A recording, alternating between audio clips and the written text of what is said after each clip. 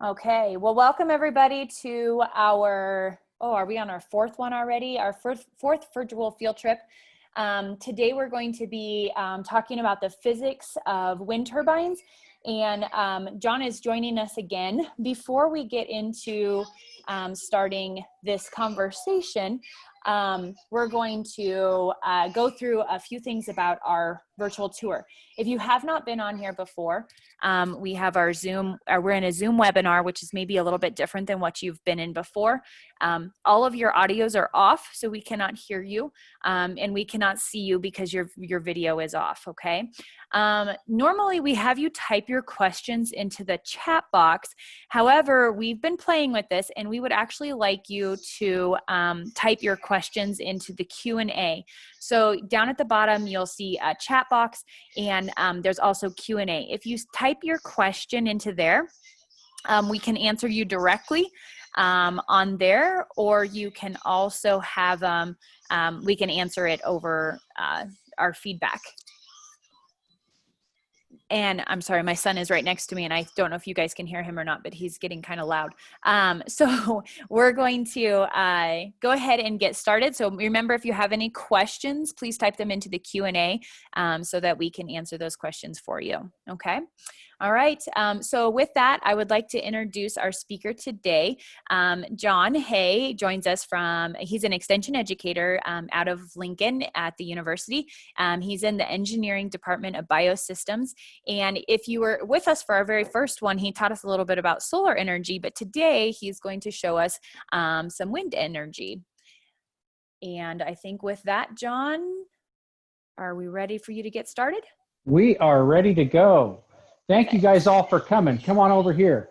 I want to give you a little tour. First of all, I welcome you to today's virtual field trip, and thank you for joining us. I hear that there's people from not only Nebraska, but from other parts of the United States. Well, there is wind power in many states of the United States, and we're going to talk about wind power today. We're going to get into a little bit of the math and physics, because the math and physics can tell us a lot about how these systems work and about how they have potential to generate lots of electricity for us. First of all, I want to give you a quick little tour of where we're at. We're in my workshop.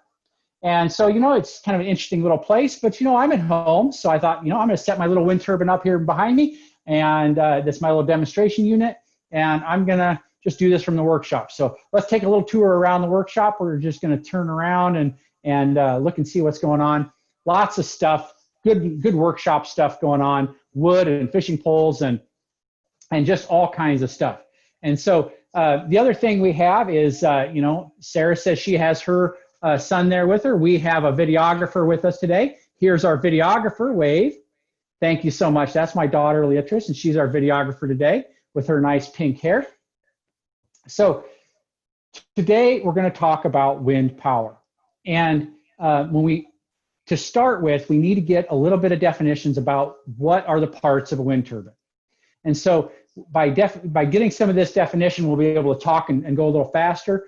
So I have a little wind turbine behind me. I'm going to turn it around so you can see it. And so what we have is some of the basic things about it. We have a tower.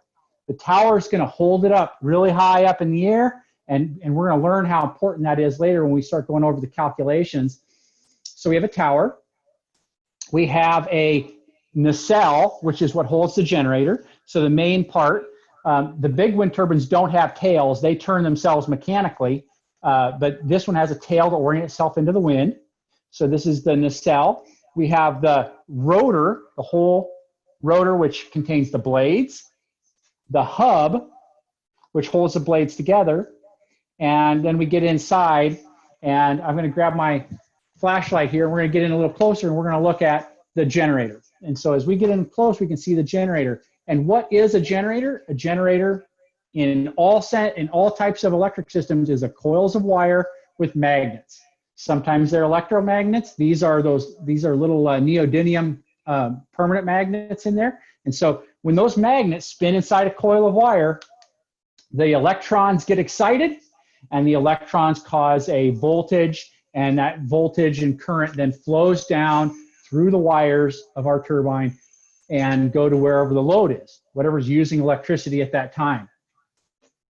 So So the other thing you'll notice is if we look at this from the side is that these blades are not flat. There's two things. They're not flat to the front. They're pitched. So that blade pitch, these have a set blade pitch that's always the same. Big wind turbines can change their blade pitch to adjust their rotor speed.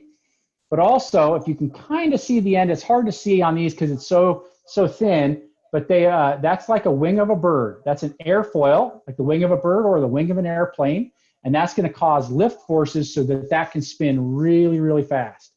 Okay, so that's generally the parts of a wind turbine. And in just a moment, I'm going to show you what's inside one of the big wind turbines because I was able to climb one recently and got inside. And so before that, I want to have a little fun. I'm going to demonstrate what I did in that climb for you, and I'm going to use a little mini-me. And so here's my little mini-me. Can you see my little mini-me? This little guy is about to scale. So if you can imagine, I'm 6 foot tall. Well, imagine he's 6 foot tall, and this is a real wind turbine, and he's going to climb it. So what he's going to do is he's going to start. Let's go down here. He's going to start by going in a door down at the bottom. And when you go into the bottom of that tower, that tower is pretty big. That tower is so big that I once had a group tour one of these wind turbines, and I had 20 people stand inside that tower because it was so cold and windy, and we fit. So it's pretty big. Then I'm going to get all my harness and all my safety gear on, and I'm going to climb up the ladder. So keep up with me there, Leah. I'm going to climb up the ladder. But you can imagine climbing up a ladder that is that big, I'm going to get tired. So it's really important that there are these resting places. And so this is a platform inside the tower that I'm going to rest. And I'm going to rest long enough my heartbeat gets back to normal. And then I'm going to climb up to the next section of the tower, and I'm going to rest. And then finally, I'm going to climb up inside the generator area where the generator is, and I'm going to walk around up inside there. So that was my little simple demonstration of what I'm going to show you in a little bit, and you're going to see all the different parts. Now, one thing different than a large wind turbine, I already told you one difference is the big ones don't have a tail to orient themselves into the wind, but also this one, remember I told you, is a permanent magnet alternator or a permanent magnet motor that actually acts as a generator when it spins. And whatever the rotor speed is the speed that spins. But large wind turbines have a gearbox, kind of like the transmission of a car, that helps spin that generator at a different speed. So let's go over and I'll show you that video.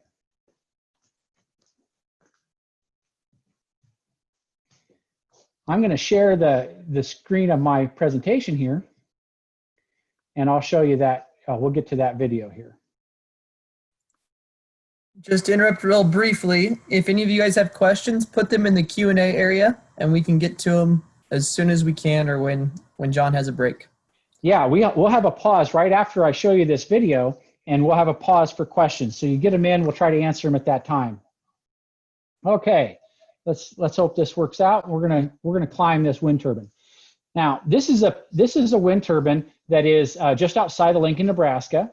This one is a little bit older and slightly smaller than some of the big ones they're putting in, but it is still enormous in size. It is so big that you see that little box up at the top. Remember, that's the nacelle. I can stand up in that and not hit my head, and I'm 6 feet tall. So you're going to see that's pretty big. It's a pretty big system when we get inside here. So safety is really important. And you can see I'm all decked out in safety gear here. I've got my safety glasses on. I've got a hard hat. The GoPro's on my helmet, so we'll see what I see. I've got a harness. I've got good boots with good soles, and I've got rubber gloves so that I don't slip. And so all kinds of safety gear. I even went through a safety kind of review program with them in the morning because they want to make sure that everybody goes through that. That includes stretches and other things to make sure that we're all safe when we climb this tower. I'm going to start climbing here, and I'm going to look straight up into the tower, and you can start to see how big and how tall that is. as I climb, you can see there's some black wires that are hanging kind of back behind those great big black wires. Those are actually the electricity that's coming down from the wind turbine down to the ground level where they go out to the grid. Now, this wind turbine is turned off, so there's no electricity flowing through those at the moment, but you can see. Now, I'm going to pause it here just for a second. You can see a cable that's off to the right. That's the cable that my harness is hooked into in case I fall. So if I fall, that's the cable that's going to save me. The one that's right in front of my face, and you can kind of see it as I move around. I'm going to look down there. And as I move around, you'll see that there's a kind of a cable right in front of my face. And that actually is more of a rubber rope that is actually pulling on my harness, pulling 50 pounds of weight so that I can climb easier and I don't get as tired. So it's actually not the safety rope. The one off to my right is the safety cable, but that one is pulling weight so that it's easy for me to climb. I'm going to get up here to another section, and pretty soon I'm going to climb up through one of those platforms, and I'm going to turn and I'm going to shut the gate. And so you can see that when you get onto that platform, it's a pretty safe place where you actually can stand there, unharness, and take a breath, relax, and catch your breath and be safe. And so I'm going to climb up through the platform. I'm going to turn. I'm going to close the gate behind me.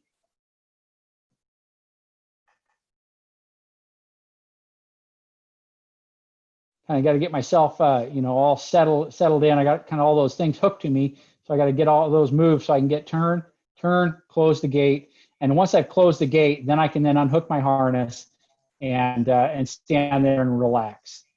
I'm pretty close to the top of the tower here, and in a moment I'm going to look up and I'm going to see the underside of the nacelle and look up into the bottom of that wind turbine.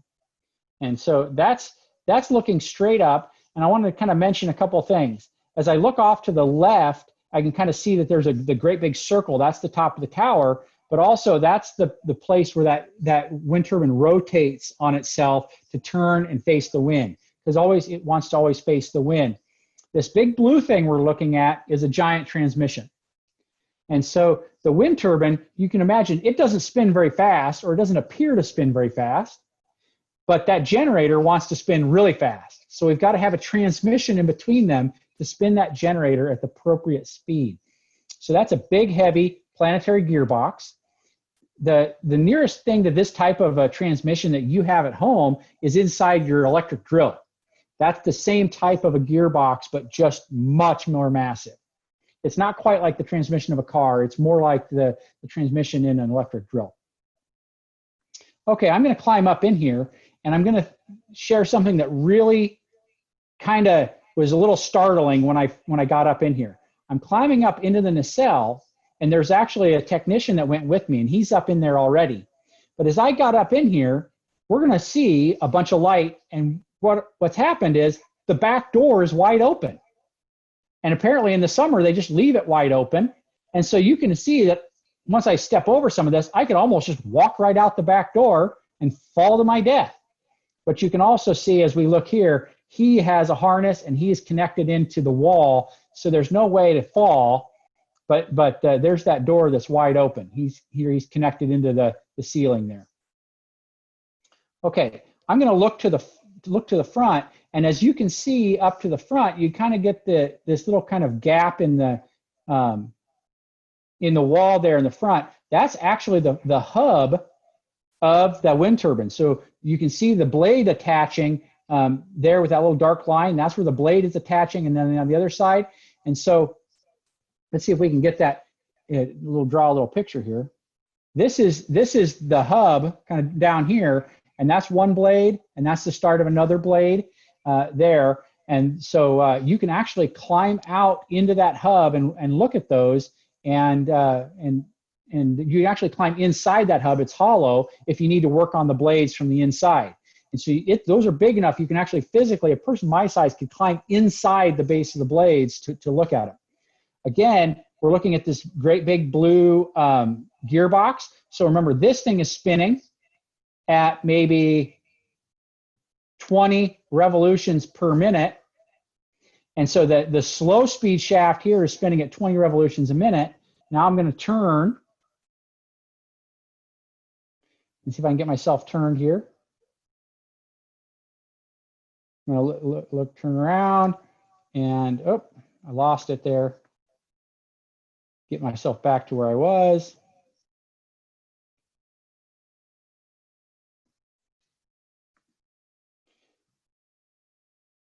Come back just a little bit, play it again and pause it. I don't have a very good, every time I hit the button, it starts over, but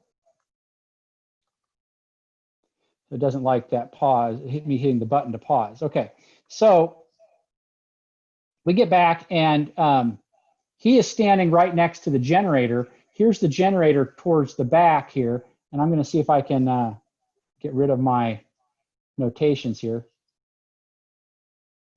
But there's the generator back there, and that generator is actually spinning at 1,800 RPMs. So you have to imagine that transmission is doing a pretty amazing thing, turning 20 RPM into 1,800 RPM.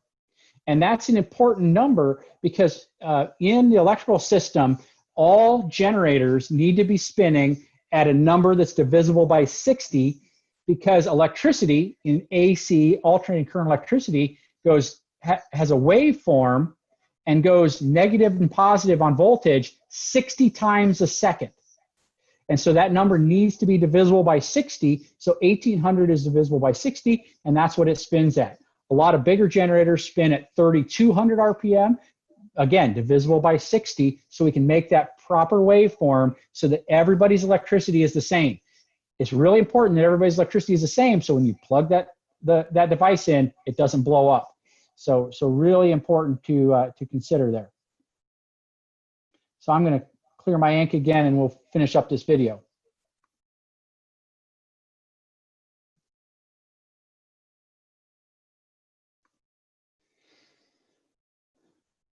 So I'm standing next to the generator there. Again, it's off and it's not spinning. That's the high-speed shaft. And again, this is a little older wind turbine. This thing's been in operation for about 17 years, 18 years, which is really important to think about, that these things do last a long time. They are robust with maintenance. Now I'm standing on the top, and I'm going to pause it again here.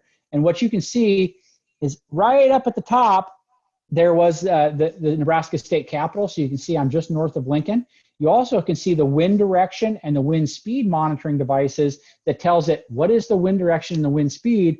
That tells it how to orient itself into the wind, and it does so automatically by itself with the computer program.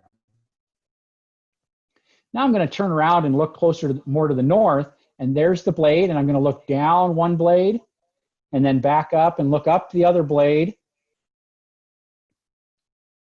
And you can see that those are really massive blades as I stand on top of that wind turbine.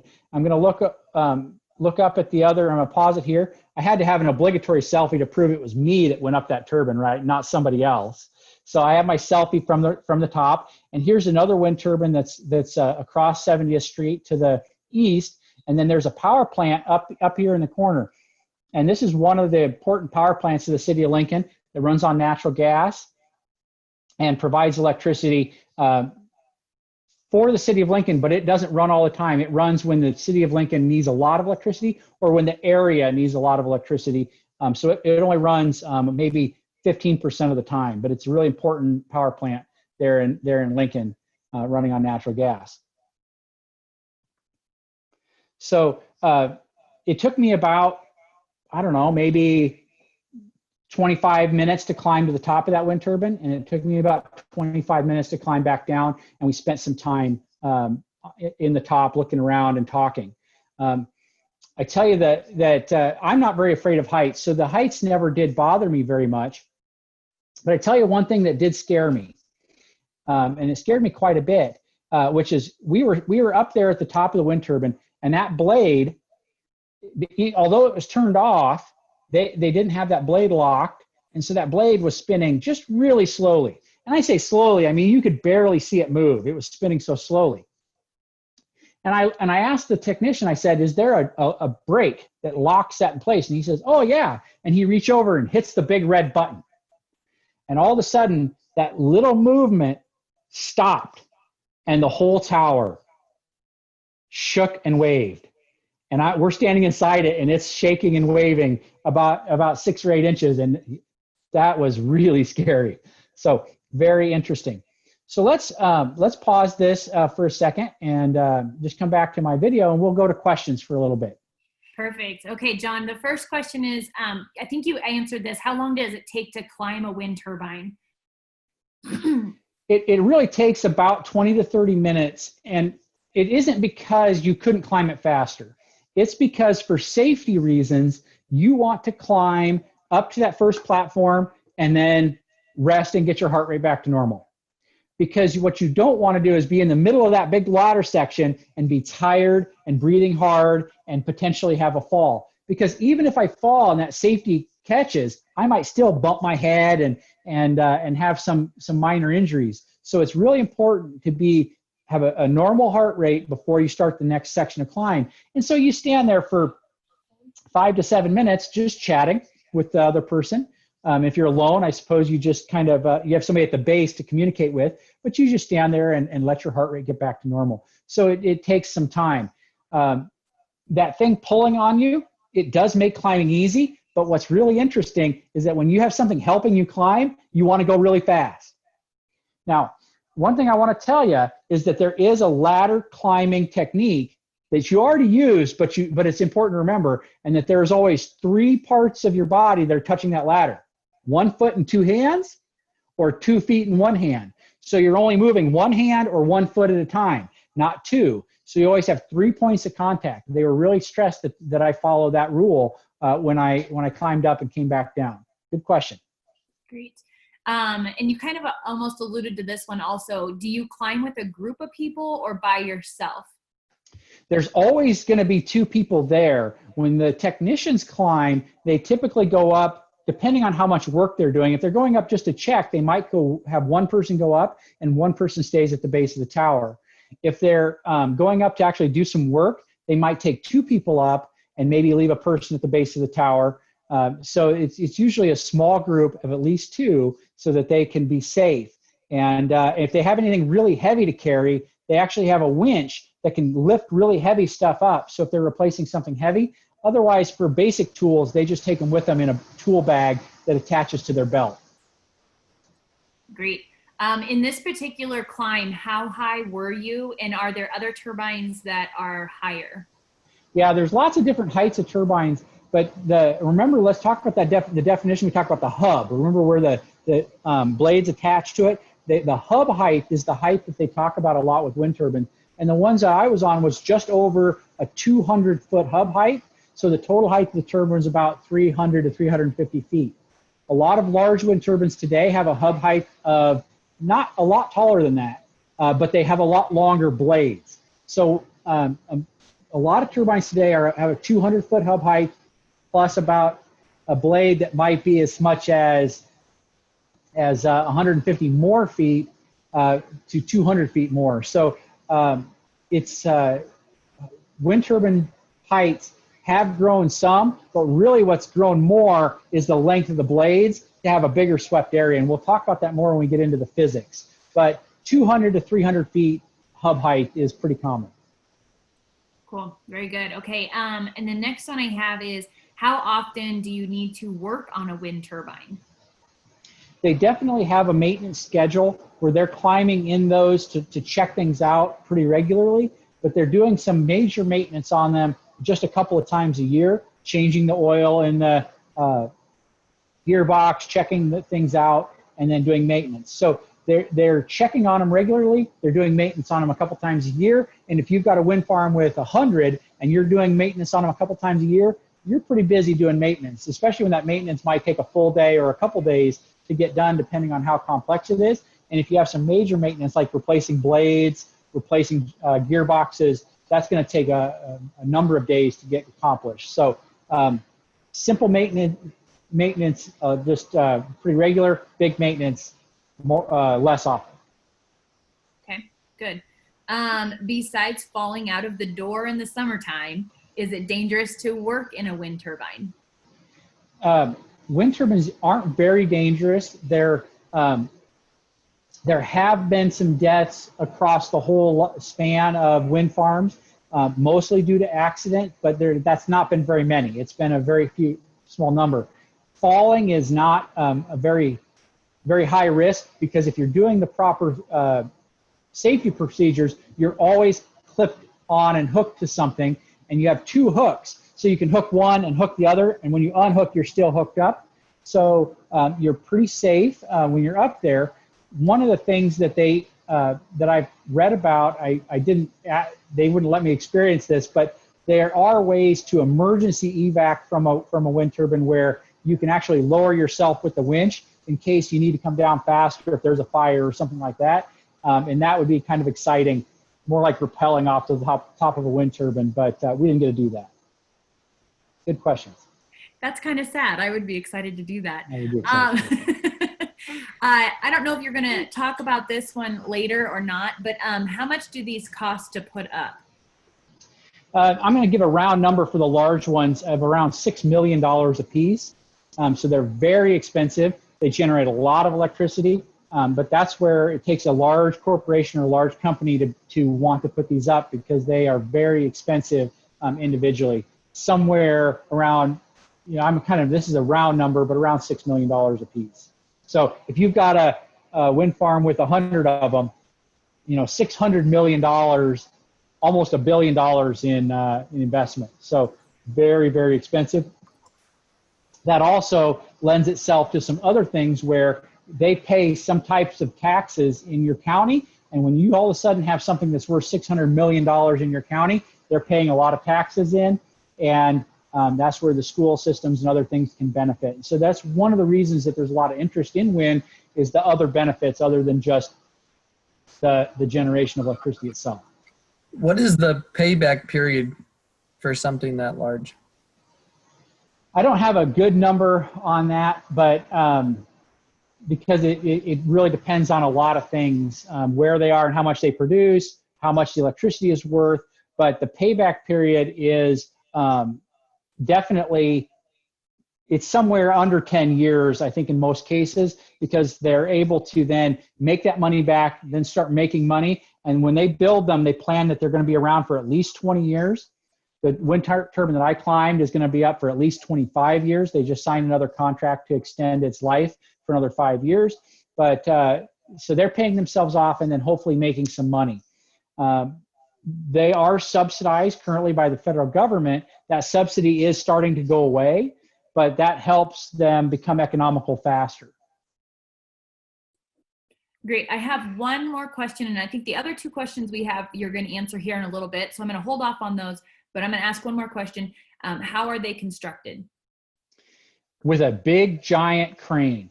What you've got is a situation where, I'm just going to bring up my PowerPoint and move to get ready for the next piece here. But what they're going to end up doing is building almost all those parts somewhere else. So they are building everything. The blades are typically built in the United States, but the nacelle is built in Northern Europe in many cases. And then the towers sometimes are made in the United States. They're building them. They put them on trucks or trains. They bring them to the site, and then they have a monster crane that puts them up. And then they have a base that's made of concrete that is enormous. Now, when I say a crane, that crane has to be hauled to that site in over 7 trucks. So 7 trucks just to put the crane together. They put the crane together on site, and then they build and lift everything up. So very, very large equipment. They tend to seem to go up very fast and only in a few days or weeks, but there's a lot of planning. And remember, all those parts are being built elsewhere, coming to the site, and then once they go up pretty fast. Good question. I'm going to slip through my, I just had some pictures in case my video didn't work. Oh, too far along. I want to get to this, and I'm going to draw some pictures here. We're going to talk a little bit about wind physics, because this is really the key piece of what I wanted to do here on this for all you students. I really geared this towards an audience that's in high school. So if this is a little challenging for you, just try to get the main pieces. But let's just think about physics for a second of an object and the kinetic energy, the energy of movement in that object. If I throw a baseball, we could calculate the kinetic energy of that baseball, because kinetic energy is equal to 1/2 times the mass times the velocity squared, right? So we know the kinetic energy of that baseball. But when we think about wind, wind is billions and billions of molecules. And we could calculate the kinetic energy in a molecule of air based on its mass and its velocity. But we're not going to do that a billion times. We need to figure out how much air is moving across a space over a period of time.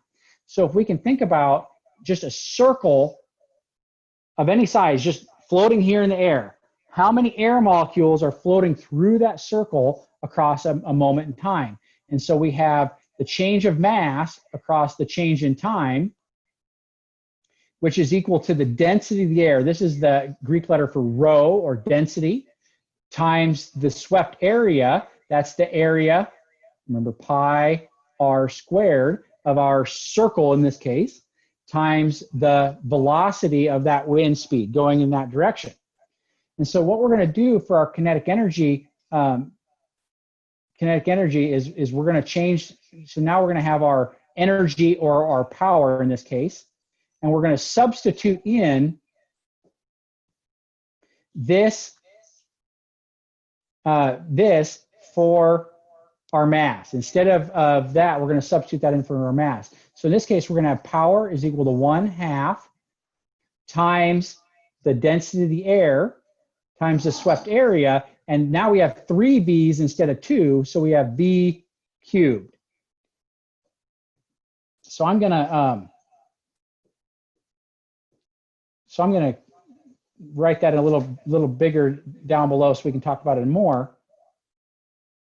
But I have the power in watts is equal to 1/2 times the density of the air times the swept area times the velocity cubed.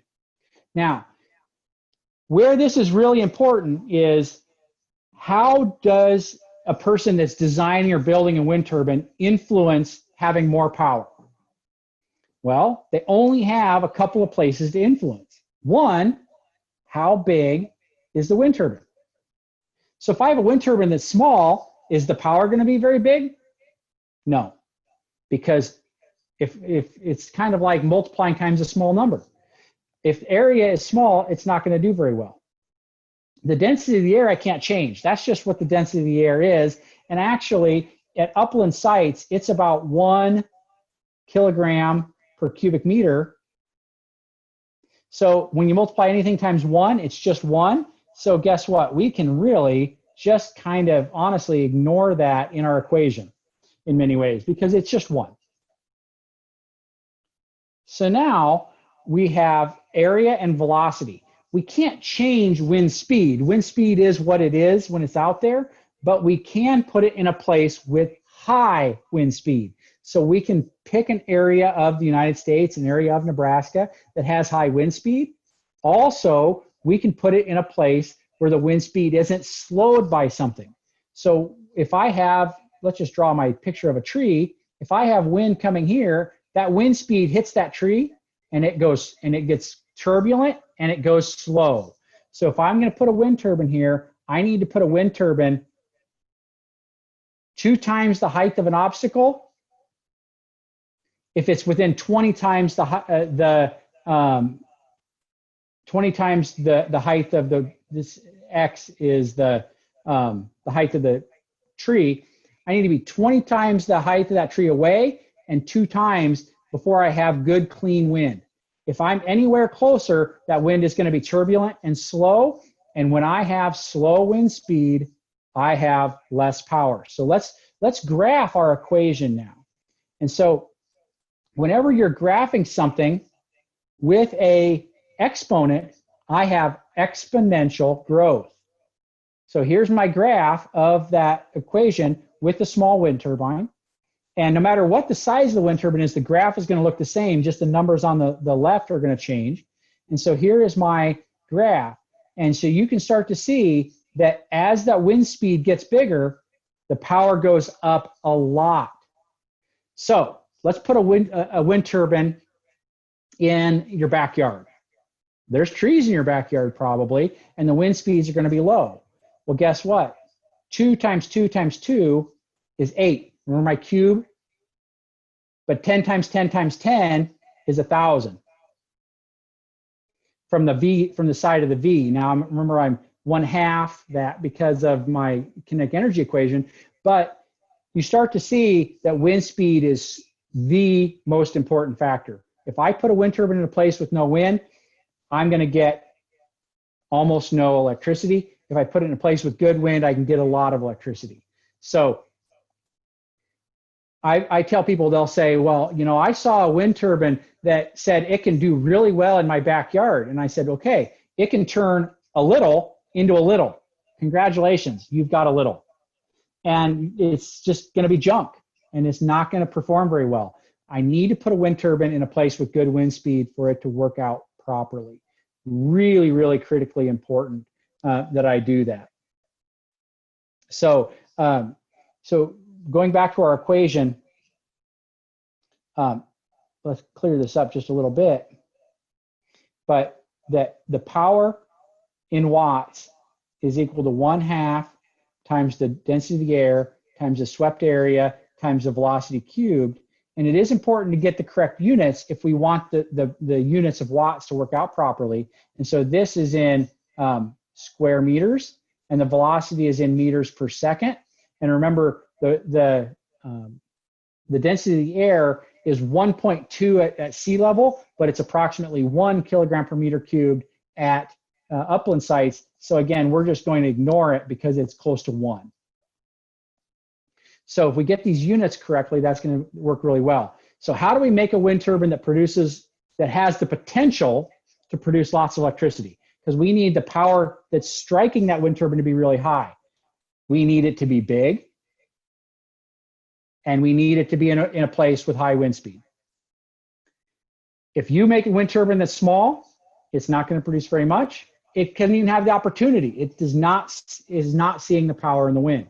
If we put in a wind turbine in a place with low wind speed, either because of obstacles or because of just low wind speed area, it is not going to do very well. Even worse, because that velocity is cubed, remember, and it's a really big deal. So people ask me, you know, are wind turbines going to become more efficient? Well, maybe a little bit, but if we want that wind turbine to produce, it is always going to be big, and it's always going to be in a place with high wind speed. Really, really, really critically important. All right, do we have any questions about the calculation so far? Not particularly. We do have a question that says, how much electricity does one produce per year? And I think you can obviously say that depends on your area and your wind speed, but Yep. Is there any general numbers out there that you can give us? It really depends on how big it is. Now, the power in the wind depends on our area and our wind speed. But then, so let's just say that we calculated this and we ended up with 2 million watts. And so that's 2 megawatts is our P for power in the wind. The wind turbine will not generate 2 megawatts. It cannot take 100% of that kinetic energy and turn it into rotational energy and into electrical energy. The absolute best it can do is 59%. So I'm going to multiply that times 0.59. That is the absolute best it can do. And it won't do that well. It'll probably, a good wind turbine will do about maybe 0.4. So I multiply 2 times 0.4, and I get a number that's smaller. So let's just make up a number, and we'll start from there to answer your question. Let's say that they've done all this efficiency business, and they figured out and tested that wind turbine, and it tests as a 1.5 megawatt wind turbine. That means that at a certain wind speed, it can generate 1.5 megawatts. Is the wind speed always going to be that way? No way. So we don't really know how much it's generating or going to generate at any moment, other than we do have some predicted values. But the way to estimate how much it's going to produce is using a different value called its capacity factor, which estimates how much of the time it runs based on it running at full capacity, which it won't. So we multiply 1.5 megawatts times 8,760 hours in a year, because that's how many hours there are in a year. And we multiply that times a capacity factor, which in Nebraska, a wind turbine's capacity factor, Nebraska has some of the best winds around, but a good capacity factor is about 45% or 0.45. So then we take 1.5 times 8760 times 0.45, and we get 5913 megawatt hours times 1,000, and we get 5.9 million kilowatt hours. And know that your house runs about 10,000 kilowatt hours a year. So let's just divide that and make that into houses so that we can get a good number. That's about 591 houses is how much it generates in a year. That's one that's 1.5. They make some that are bigger now. 1.5 was a good standard wind turbine about 5 years ago. Now they're building a lot that are 2.1. So gives you a little sense of how we calculate an estimate of what they can produce in a year. Good question. Had to get out my calculator for that one. I think something that kind of goes along with what you were talking about with the size of the turbines is, are there actually turbines that are sized for individual home sites? Yes, there are. Let's go to some pictures. This would be, well, that's a little older one. Let's go back to a different one. This is one that would run about one home. And you can see, this is actually me standing at the base of this, and here I am about that tall. So you can see the size of that one a little bit. That would be sized for about one home and would generate about 8,000 kilowatt hours a year, which a home uses about 10,000. So that'd be pretty close to a one home system there. So they do make them. They are not very cost effective. The cost of them is too high, so that's kind of a problem. So individual home systems have a little bit of a problem by cost, but also if you do want them, you have to be really careful about which design you choose. And so that's a good segue into our next phase here, which we're going to talk about design. So I'm going to stop sharing and I'm going to show you some different wind turbine designs. Okay. I'm going to back up here just a little bit. I built 3 wind turbines for our discussion here today. This is a little wind turbine blade called a Savonius. Remember, there are 2 types of wind turbines. There are wind turbines that have, this is my little wind turbine, the nacelle, the generator, the tower, and it's handheld. In this case, the generator sits in an orientation that's horizontal. If I hold it like this, it sits where the generator is vertical. So there's vertical axis and horizontal axis. This is a vertical axis, and you can see that the wind hits in here and spins this around in this direction. This is called a Savonius. This design is very old, 4,000 years old, the idea, and there's all kinds of different looks of this, but if it has this solid kind of curved pattern, it's a Savonius wind turbine, and we're gonna test this in just a moment and see how it does. So that's a Savonius. This is a horizontal axis. Again, because the axis is horizontal, this one has 4 blades. This has a blade pitch of about 7 or 8 degrees, and it would spin like this. Okay, so that's a horizontal axis. So now we have 2, Savonius and horizontal axis. The third type we have is called a Darius. A Darius is also a vertical axis, but these are airfoils. You can see these are kind of like airplane wings here. Those are airfoils, and so this is called a Darius, and there's all kinds of different shapes of this. I built this one yesterday to test it out. So one thing you'll see about these 3, this one does not have airfoil blades, does not get those lift forces, only drag forces. So all three of those are approximately the same size. So now let's do a little testing. I want you to think about in your head, and actually share in the Q&A if you want, which one do you think is going to do the best? They're all about the same size. So, and the wind is all the same because I'm going to use this fan behind me. So if we think about our equation, area is all the same. Velocity of the wind speed, all the same. The power in the wind is the same. All that's different is the design trying to turn that power into electricity. Let me know if there's any predictions. Which one's going to do the best? Savonius, Darius, or horizontal axis?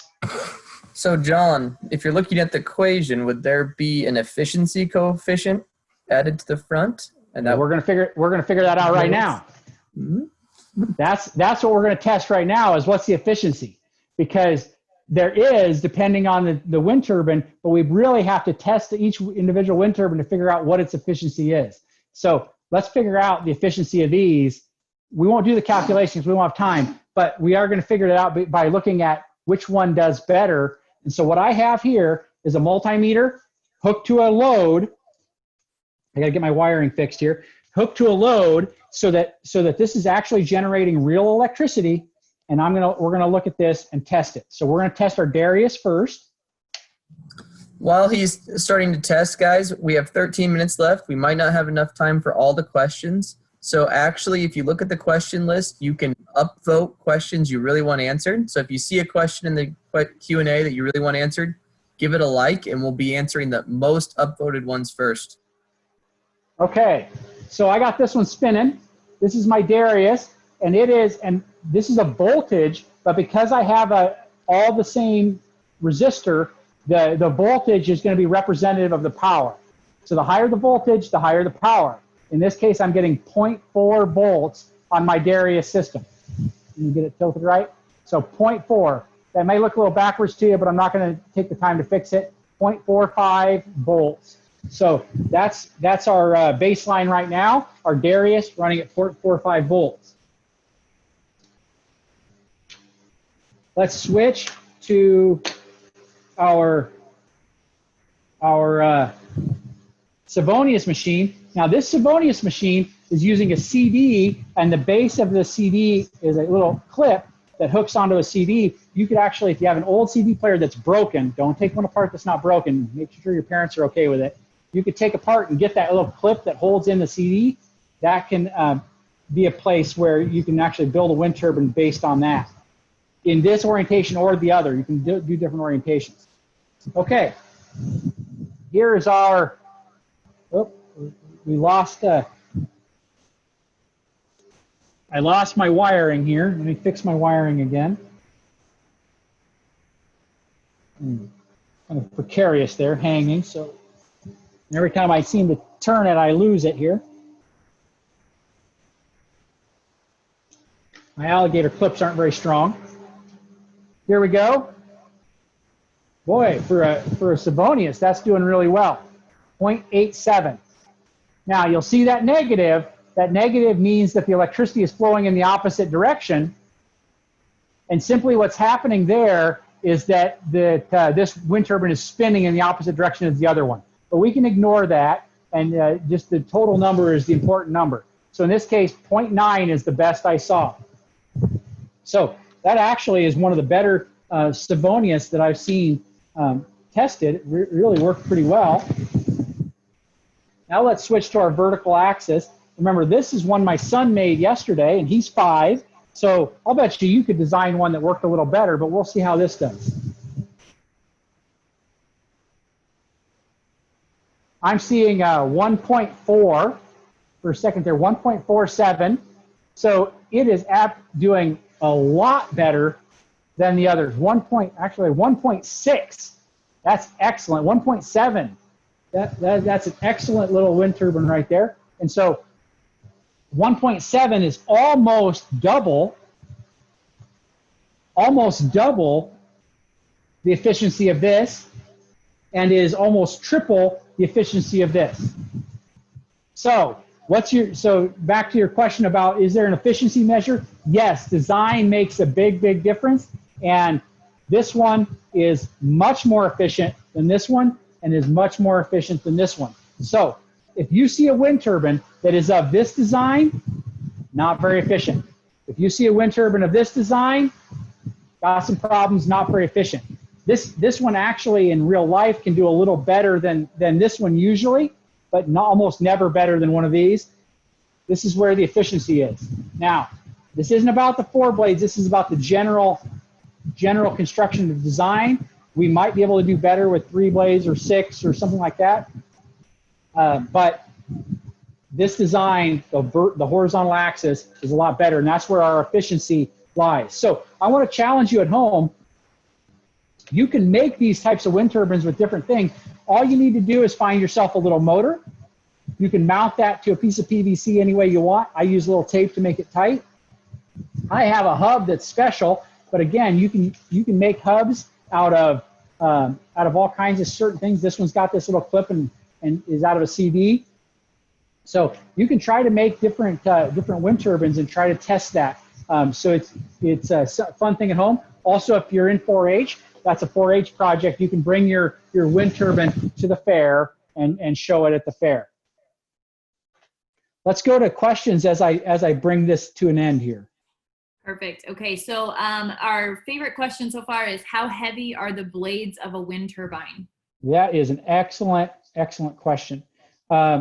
Wind turbine blades are obviously, let's go back here, are obviously really, really big. A wind turbine blade today on the large wind turbines is probably as long as maybe 160 feet. They're big enough I could climb inside them and climb almost all the way to the end of them. But they're actually very light respectively. They're made of fiberglass and balsa wood, and they weigh about maybe 13 to 16,000 pounds each. But if you think about that, a semi-truck carrying one wind turbine blade isn't hardly carrying any weight, because that semi-truck is made to be able to haul 50,000 pounds, and here it's hauling 13,000 pounds. So really pretty light. The other thing is that blade tip can flex a lot. And so you can see when they're spinning, sometimes you'll see that blade tip flex. Well, they're flexing almost 8 feet at the tip. So there's a lot of flex in those wind turbine blades as well. Good question. Does that flexing affect their efficiency? A little bit, but really what it's there to do is just to give that leeway to be able to handle those high wind speeds. So that it makes, if they didn't flex, things that are too rigid tend to break in the wind. But when we give them a little flex, they can handle those high wind speeds. Perfect. Okay. So we have some questions about the uses in the United States. So is the United States one of the major users of wind turbines? And approximately how many wind turbines do you think there are in the state of Nebraska? Oh, how many are in the state of Nebraska? Nebraska has about, I'm trying to think, maybe two megawatts of wind, which means they probably have 2 megawatts, 2 gigawatts of wind. I'm trying to think, about 2,000 megawatts of wind. So they probably have somewhere around, I would say 800 to 900 turbines, maybe 1,000 turbines in the state of Nebraska right now. So Nebraska is a little down on the list. We got a little bit of a slow start to wind development.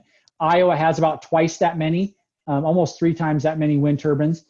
Texas has about 4 or 5 times as many. But the United States of America is about second in the world for wind power.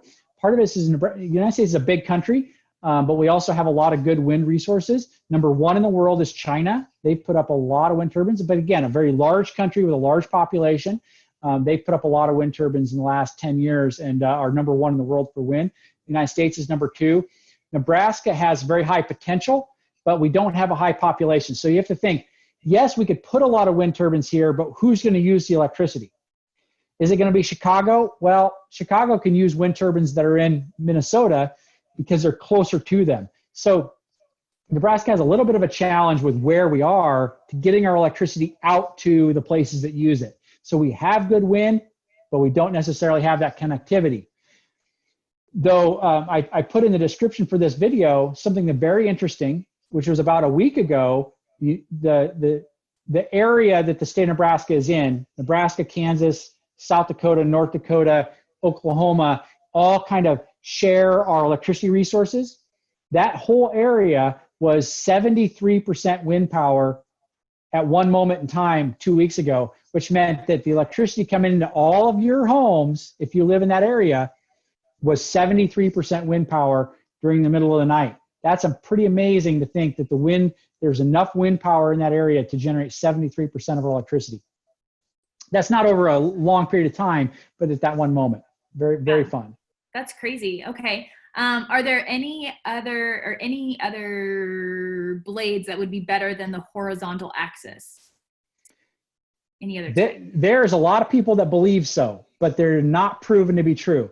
So let's look at some pictures for fun as we finish this up. Here's a whole bunch of little ones for homes, and these companies have all kinds of advertising campaigns out there. But I want to go over some details about this, about what we learned. Let's go back to that equation. This one, remember, it's the most inefficient style. This is a Savonius, inefficient. It's low to the ground. It's in the city. Low to the ground means low wind speeds. In a city means turbulent winds. This wind turbine has been up for 6 years and has never effectively produced any electricity. This is a piece of junk. Now, I'm very harsh on that, but it's the reality. So we could advertise and say this thing is cool, but if it doesn't produce electricity, it's not cool. This is not cool. These are in Portland, Oregon. These are on a skyscraper. They think this is great. There's all kinds of wind up there. No, they're in a city. The winds are turbulent. These don't even know which direction to face. It was a windy day and they're facing in 3 directions. That means the wind is up there going crazy and swirling. These are junk, even though the design is okay. There's 3 wind turbines in this picture. This one, it's small, it's low to the ground, it's junk. This one, it's small, it's low to the ground, and has that Darius site design. It's junk. This one, horizontal axis, the most efficient, pretty high above the trees. This one is okay. This one, high up, horizontal axis design, okay.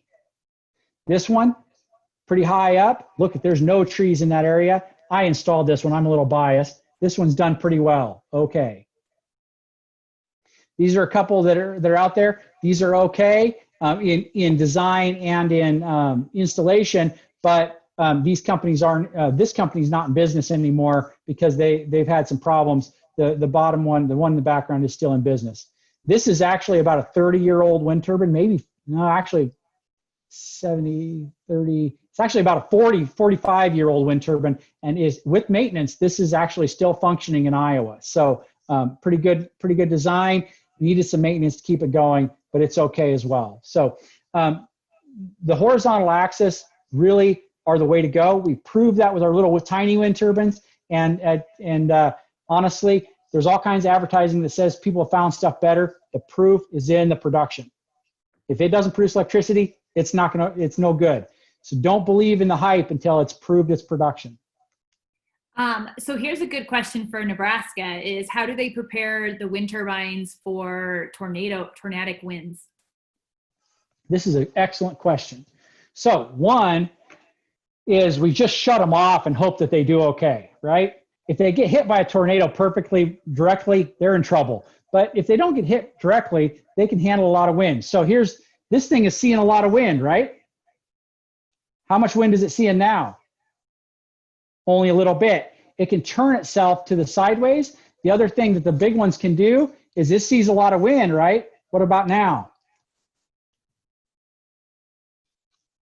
Now it doesn't see very much wind. And so you can actually see wind turbines that are turned off. They have their blades turn like this.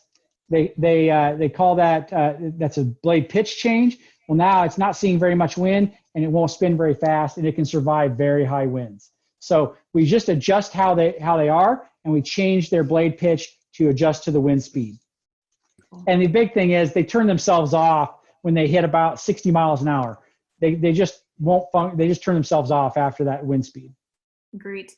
Okay, John, I have a really important question because I know that some people are going to be getting off because it's at the end of the hour. But my really big important question is what kind of careers revolve around wind turbines, and what type of majors should you pursue in college if you're interested in this? Well, I'm going to go a little bit beyond wind, and I'm going to say that the electrical industry in either renewable energy or conventional electricity is really critical to our economy and to our world, and we're always going to have it. So electricity is a great place to seek employment in the future. It's got a lot of stability, and to be in the electrical industry, there's all sorts of different careers. Engineers, of electrical engineers and mechanical engineers are really highly desired in the industry, but also just really skilled mechanics and really skilled craftspeople, people like electricians, people that know how to do maintenance on machines, and machinists are really important. So there's all kinds of different careers. And I know a lot of people that started in the industry just as maybe a maintenance machinist or a maintenance technician, and they work their way up into the management levels of the electrical industry. So don't feel like you have to get that engineering degree to be in the electrical industry. There's all kinds of ways to get into that. And if you're interested in renewables, you get into electricity, and maybe you work at a natural gas power plant and you say, well, I really am interested in renewables. You can move to different places. The people that work in wind started working in other things sometimes and didn't always start in wind. So the electrical industry is a great place for a lot of jobs out there today. Perfect. Okay, I got a couple more questions in Q&A really quick. How much would it cost to put up a small horizontal axis turbine for personal use?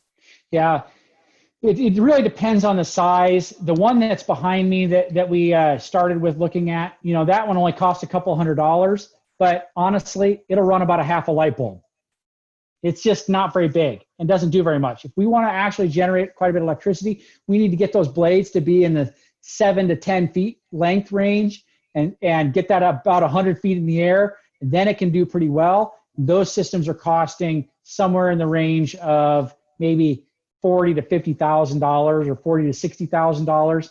Pretty expensive, and the payback is not very good. If you want a personal renewable energy system, the thing to do right now is to look into solar. Cool. All right, one last fun question to end with is, how often does a wind turbine catch fire? Nebraska has 1,000. We talked about Nebraska has about 1,000 wind turbines or a few more. One has caught fire, and the blade broke and hit the tower, and the whole thing came tumbling down. So they do break periodically. That's 2 out of 1,000 that did break. That's okay odds. But, they do catch fire periodically because there's moving parts up there and there's oil. Sometimes it's due to a mistake. Sometimes it's just due to other things. So there is no perfect energy system that has no problems. So not very often. They're pretty safe, but they do fall down sometimes, and they do catch fire sometimes. And that's why there are rules around where they're built and how they're built. Very cool. All right. Well, thank you, John, so much for joining us again today. We really appreciate it. I want to leave with a quick note. If you're a teacher and need a list of your class participants in this live session, please email myself, Sarah Paisley, at spaisley3@unl.edu, and I will give you a list of who attended. Just a real quick, next week, we are going to be visiting Diller Locker. And so we're going to look at some of the different meat processing that's taking place at their little facility. And we'll also be kind of talking a little bit about how that is different from the larger facilities like Cargill that we have going on. So make sure you sign up next week at our 4h.unl.edu/virtual field trips. And hopefully we'll see you again next week. And John, do you have anything else to say as we sign off? I want to thank everyone. Good luck. And if you have any questions, give me a call. I'd love to see if you ever build a wind turbine. I'd love to see a picture. So have a wonderful day. All right. Thank you, everybody, for joining. We hope to see you again next week.